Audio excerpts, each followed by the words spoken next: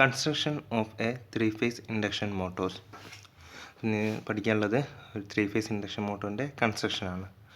According to their rotor construction, three-phase induction motors are classified into two major types.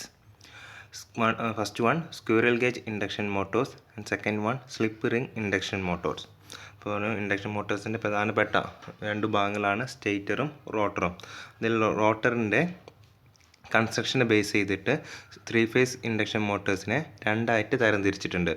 First one ആണ് squirrel gauge induction Motors and second one slip ring induction Motors.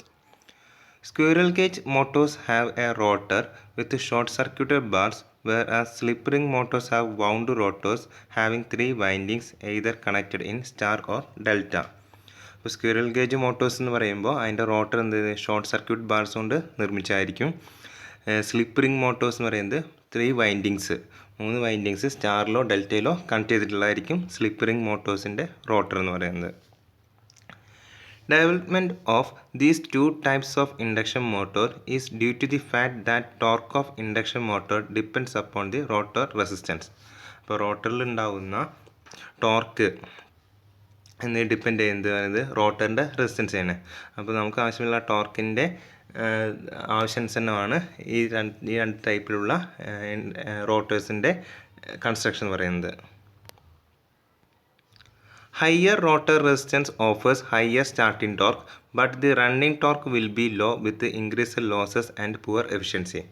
അപ്പോൾ higher rotor റോട്ടറിൻ്റെ resistance നല്ല കൂടുതലാണെങ്കിൽ അതെന്തായിരുന്നു higher starting torque ആയിരിക്കും. പക്ഷേ the running torque എന്ന് പറയുന്നത് എന്തായിരിക്കും വളരെ കുറവായിരിക്കും. കൂടാതെ തന്നെ ലോസസും കൂടുന്നു. അതുപോലെ എഫിഷ്യൻസി എന്തായിരിക്കും കുറവായിരിക്കും. For certain applications of loads where high starting torque and sufficient running torque are the only requirements. ഇപ്പോൾ ചില ആവശ്യങ്ങൾക്ക് ചില സ്ഥലങ്ങളിൽ ലോഡുകൾക്ക് ഹൈ സ്റ്റാർട്ടിംഗ് ടോർക്ക് ആവശ്യമായി വരും. അതുപോലെ തന്നെ റണ്ണിങ് ടോർക്ക് എന്തായിരിക്കണം, നല്ല സഫിഷ്യൻ്റ് ആയിരിക്കണം. Both these requirements are possible in slip ring motors by adding external resistance at the start and cutting it off while the motor runs. ഈ രണ്ട് റിക്വയർമെൻറ്റ്സും, അതായത് ഹൈ സ്റ്റാർട്ടിംഗ് ടോർക്കും അതേപോലെ തന്നെ സഫിഷ്യൻ്റ് ആയിട്ടുള്ള റണ്ണിങ് ടോർക്കും ഏതിൽ പോസിബിളാണ്? സ്ലിപ്പ് റിംഗ് മോട്ടോഴ്സിൽ പോസിബിളാണ്. എങ്ങനെ? By adding external resistance at the start and cutting it off while the motor runs. Start ചെയ്യുന്ന സമയത്ത് ഹൈ എക്സ്റ്റേണൽ റെസിസ്റ്റൻസ് കൊടുക്കുക, അതുപോലെ തന്നെ മോട്ടർ റൺ ചെയ്യുമ്പോൾ എന്ത് ചെയ്യുക, ആ റെസിസ്റ്റൻസ് കുറയ്ക്കുക. ഇത്തരത്തിൽ ഈ രണ്ട് റിക്വയർമെൻറ്റ്സ് എന്ത് ചെയ്യാൻ പറ്റും? സ്ലിപ്പ് റിംഗ് മോട്ടോഴ്സിൽ നമുക്ക് സാധ്യമാക്കാൻ പറ്റും. As this is not possible in squirrel cage motor, അപ്പോൾ സ്ക്വിറൽ കേജ് മോട്ടറിൽ എന്ത് ചെയ്യില്ല, ഇത് സാധ്യമല്ല. This requirement are met by developing a rotor called double squirrel cage rotor, where there will be two set of short circuited bars in the rotor. അപ്പോൾ ഈ രണ്ട് റിക്വയർമെൻറ്റ്സും നമുക്ക് sufficient, അതായത് ഹൈ സ്റ്റാർട്ടിംഗ് ടോർക്കും അതിന് സഫിഷ്യൻ്റ് ആയ റണ്ണിങ് ടോർക്കും നമുക്ക് squirrel cage മോട്ടറിൽ സാധ്യമല്ല. പക്ഷേ നമുക്ക് എന്ത് ചെയ്യാം, സ്ക്വിറൽ കേജ് മോട്ടറിൽ സാധ്യമാക്കാം. എങ്ങനെ?